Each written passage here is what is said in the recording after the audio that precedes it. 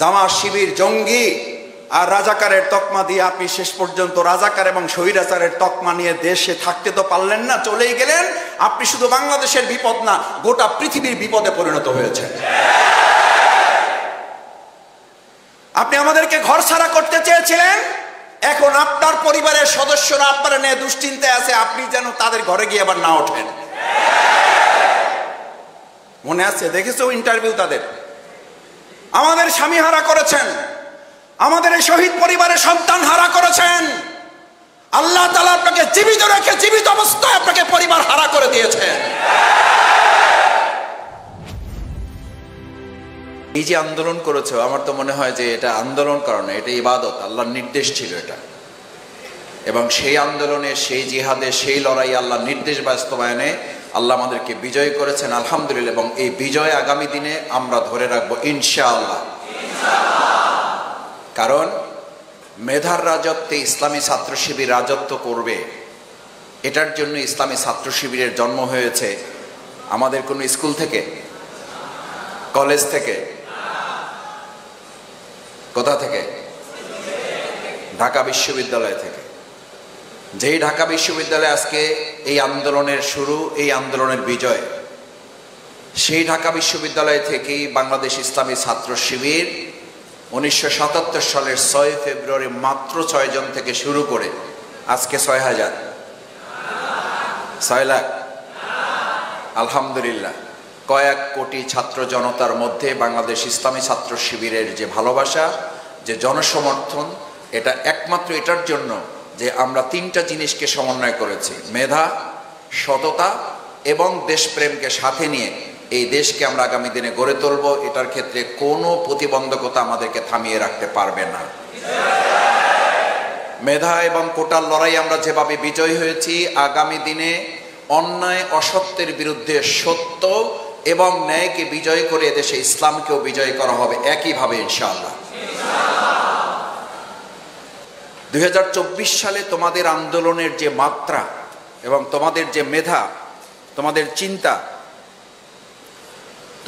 চিন্তা, এই সমস্ত চিন্তাগুলোকে সামনে রেখে আমাদের কাছে মনে হয়েছে আমাদের সমস্ত চিন্তাকে ব্যর্থ করে দিয়ে তোমাদের মেধার রাজত্বে তোমরা রাজত্ব করছো, এবং এই রাজত্ব করে ইসলামের বিজয়কেও আগামী দিনে রাজত্ব করবে ইনশাআল্লাহ তোমরাই।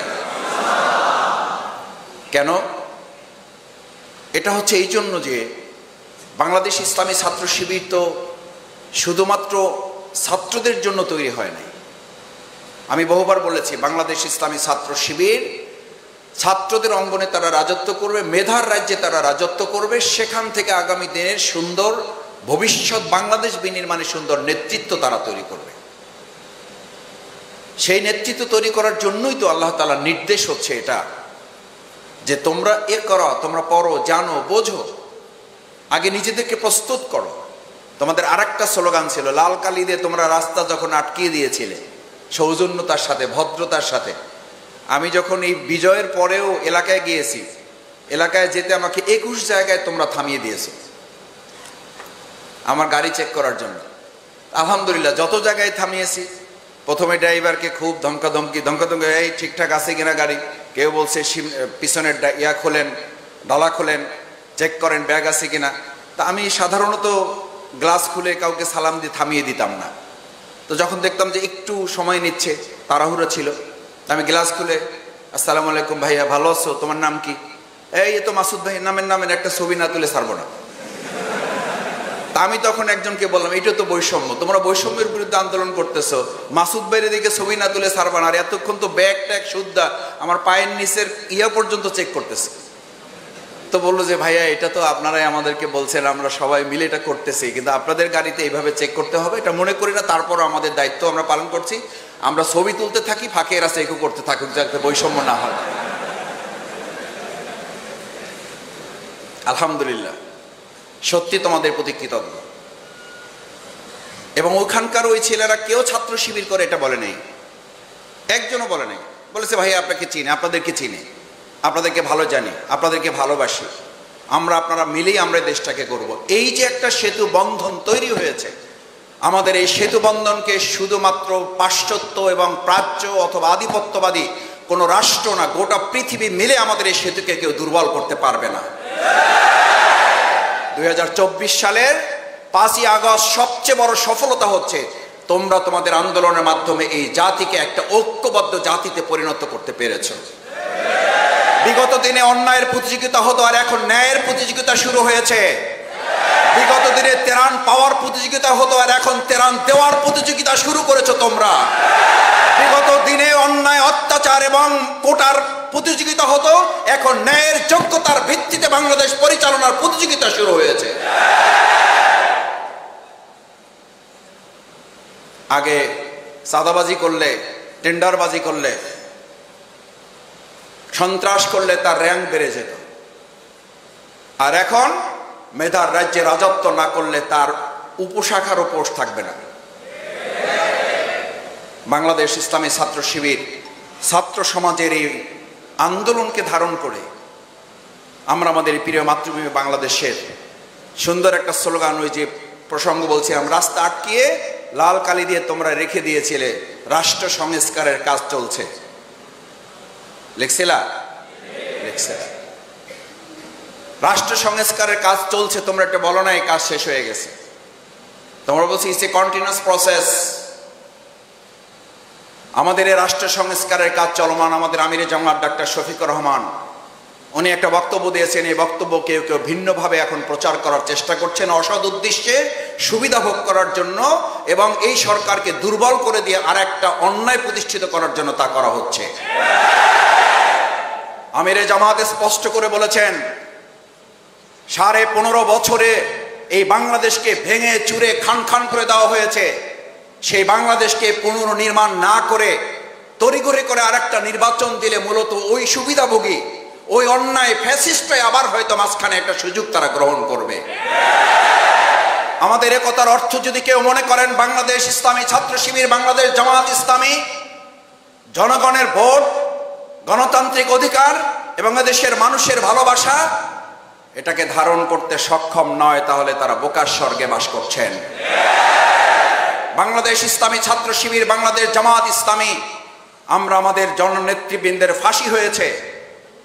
আজকে এই পুরো আন্দোলনে যেমন শহীদ হয়েছে মাওলানা দেলোয়ার হোসেন সাইদি রাহিমাহুল্লাহ শহীদ, তার শুধু ফাঁসির ঘোষণার দিনে এদেশের ছাত্র সমাজ প্রায় 2.5 শতাধিক ছাত্ররা শহীদ হয়ে প্রমাণ করেছে দেশের ছাত্র সমাজ এবং জনতা এই দেশের ইসলামপন্থী দেশপ্রেমিক সাথে কত অঙ্গাঙ্গিভাবে তারা জড়িত রয়েছে।